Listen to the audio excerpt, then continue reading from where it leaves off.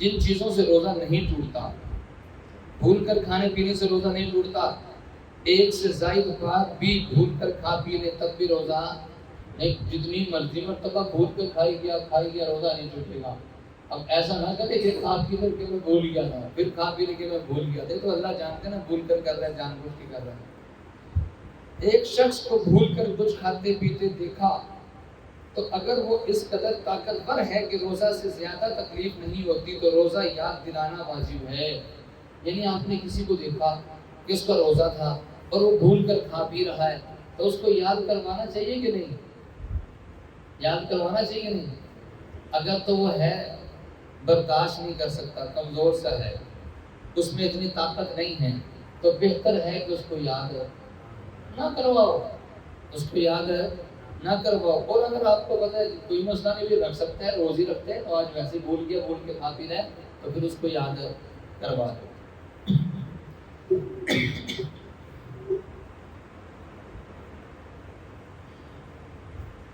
پہلا روزہ تھا نا، پہلا روزہ میرے بیٹے نے محمد طاہر نے روزہ رکھا۔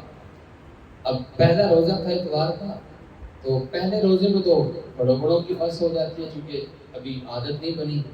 اب اس نے روزہ رکھا، میں پورا دن سوچ رہا تھا کرے بھول ہی جائے، کھا پی لے، کچھ کھا پی لے۔ اب میں اس کو کہہ رہا ہوں کہ بیٹا روزہ کھول لو، بچوں کے روزے ایک دن میں 2 بھی ہو جاتے ہیں۔ کہتا نہیں، آپ نے جب شام کو کھانا ہے ہم بھی شام کو ہی کھائیں گے۔ اب میں اس انتظار میں تھا، بھول کر کھا پی لے، اس کو یاد بھی نہیں کرائیں گے۔ جب کھا پی لے گا نا پھر کہیے آپ نے تو کھا لیا ہے۔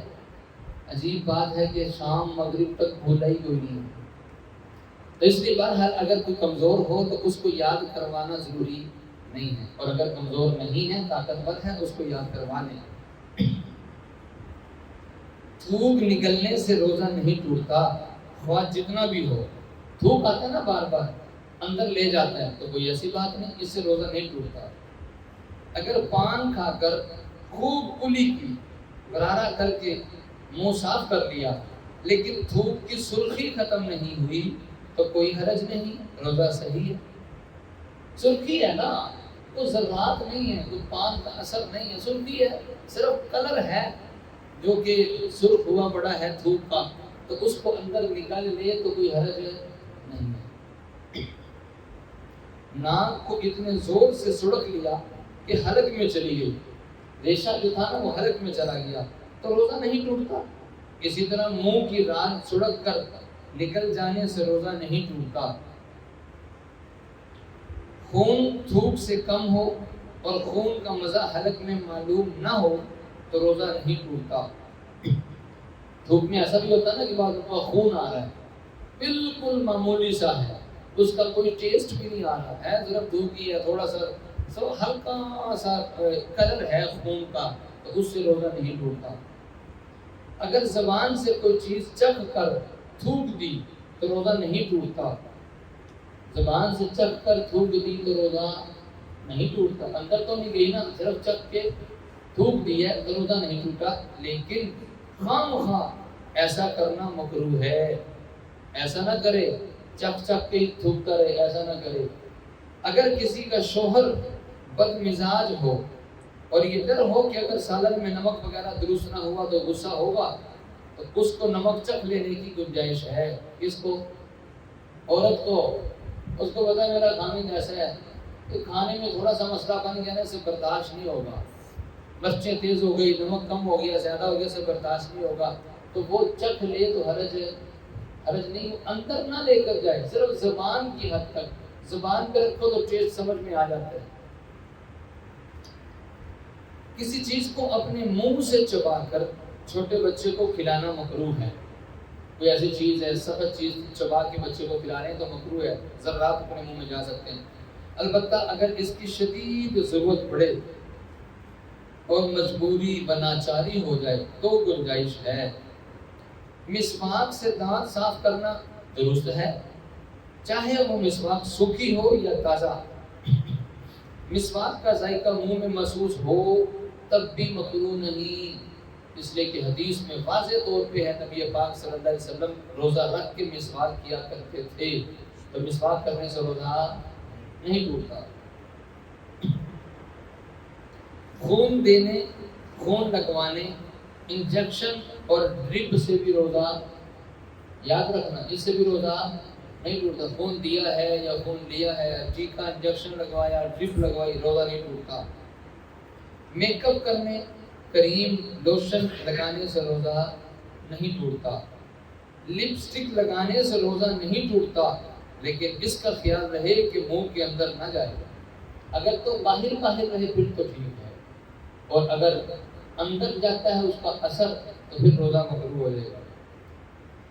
روزہ دار کو احتلام ہو جائے تو اس سے روزہ نہیں ٹوٹتا. ابھی چند دن پہلے کسی نے مسئلہ پوچھا تھا، سحری کھائی ہوتی ہے، سحری کھا کے سو گئے، احتلام ہو گیا، کیا کرے؟ تو کوئی ایسی بات نہیں، اپنے اختیار میں تھوڑی ہے، کوئی اس کو روک بھی نہیں سکتا، اس لیے اس سے روزہ نہیں ٹوٹتا. استحاضہ ایک بیماری ہے، اس میں نماز پڑھنا ہوتی ہے، یعنی اس میں نماز ضروری ہے. آپ بتلائیں گے شاہد صاحب ہمارا، آپ بتلائیں گے استحاضہ کیا چیز ہے؟ راشد صاحب، استحاضہ محبوب صاحب. اور حالانکہ یہ مسئلہ کل کے درس میں گزرا اور واضح طور پہ بڑی کلیئر طور پہ بتلایا استحاضہ کس کو کہتے ہیں. الیاس صاحب ماشاءاللہ اللہ کو جزائے خیر دے، بڑے شوق سے تشریف لاتے ہیں. میں نے دیکھا راستے میں کتاب آپ کے ہاتھ میں تھی اور آپ پڑھنے کے لیے آ رہے تھے. ڈبل ثواب، نماز کا ثواب الگ، کلاس کا ثواب الگ. استحاضہ کسے کہتے ہیں؟ حافظ صاحب،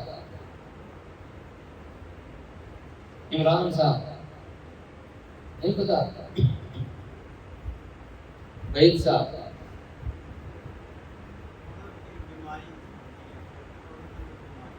ہاں جی. استحاضہ اصل میں کہتے ہیں بیماری کا خون. حیض کی کم از کم مدت 3 دن ہے، زیادہ سے زیادہ مدت 10 دن ہے. اگر کسی کو 3 دن سے کم خون آیا، 1 دن آیا، 2 دن آیا، تو یہ حیض نہیں سمجھا جائے گا، بلکہ استحاضے کا خون سمجھا جائے گا. یعنی بیماری کی وجہ سے آ گیا، حیض نہیں ہے. اگر کسی کا خون، عورت کا خون 10 دن سے اوپر چلا گیا، 11 12 13 14 15 دن ہو گئے، تو 10 دن تو سمجھے جائیں گے حیض کے، اور اوپر کے دن سمجھے جائیں گے استحاضے کے. اب سمجھ آ گئی ہے؟ یہ ہوتا ہے استحاضہ، یعنی بیماری کا خون ہے. تو اس میں نماز پڑھ سکتی ہے کہ نہیں پڑھ سکتی؟ پڑھ سکتی ہے. یہ ناپاکی والا خون نہیں ہے، یہ بیماری والا خون ہے، لہٰذا اس میں نماز پڑھ سکتی ہے اور پڑھنی چاہیے، لازمی ہے.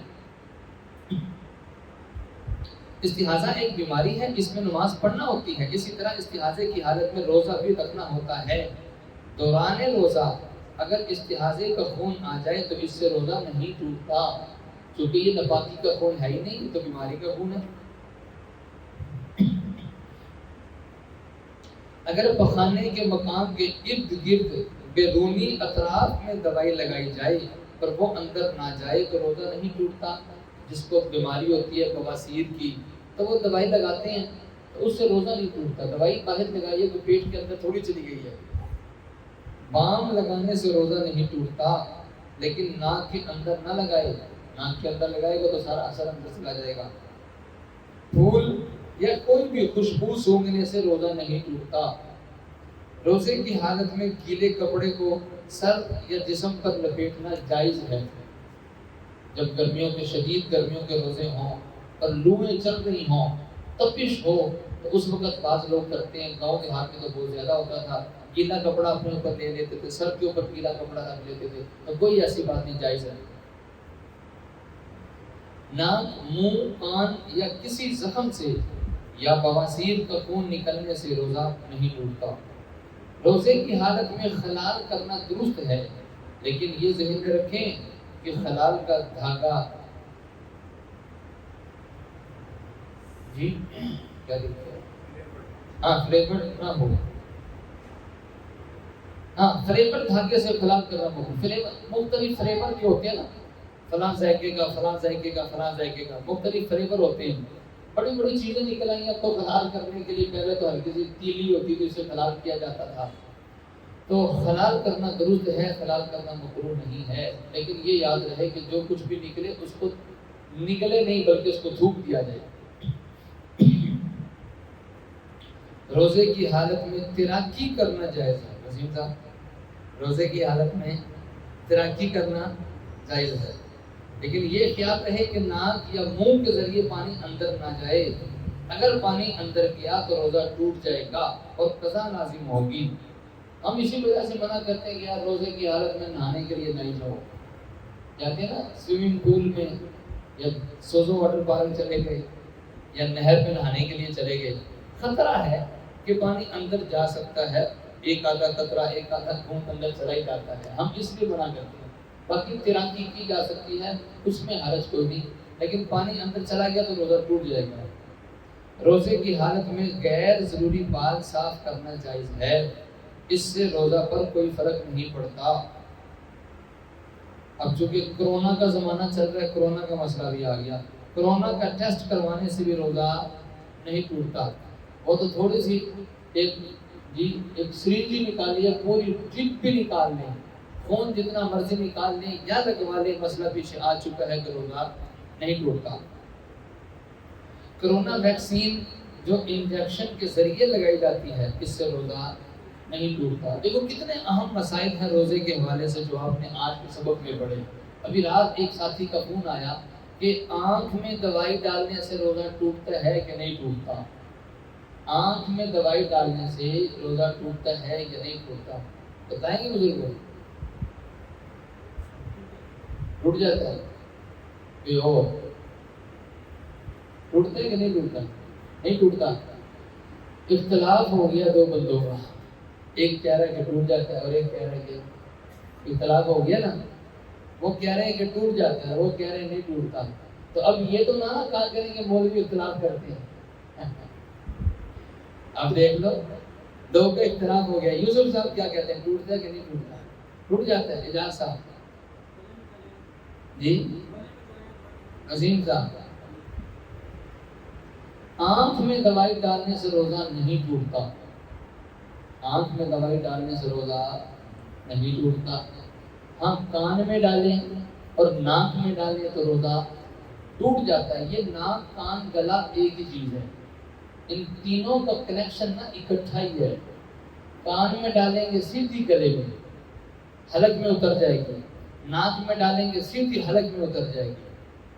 آنکھ میں ڈالنے سے سیدھی نہیں اترتی، دماغ سے ہو کے اترتی ہے۔ آنکھ کا تعلق گلے کے ساتھ نہیں ہے، آنکھ کا تعلق دماغ کے ساتھ ہے۔ سر میں درد ہوتا ہے کسی کے تو کیا کہتے ہیں، اپنی نظر چیک کروا یا کان چیک کروا؟ نظر کا ہی بولتے ہیں نا، یار نظر چیک کرواؤ تمہاری کی نظر کمزور نہ ہو، اس لیے کہ آنکھ کا تعلق دماغ کے ساتھ ہے۔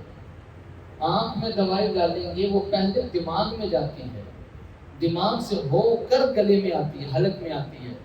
تو آنکھ میں ڈالی گئی دوائی بھی اگر حلق میں آ جائے تو وہ ڈائریکٹ نہیں آئی، انڈائریکٹ آئی ہے، لہذا اس سے روزہ نہیں ٹوٹا۔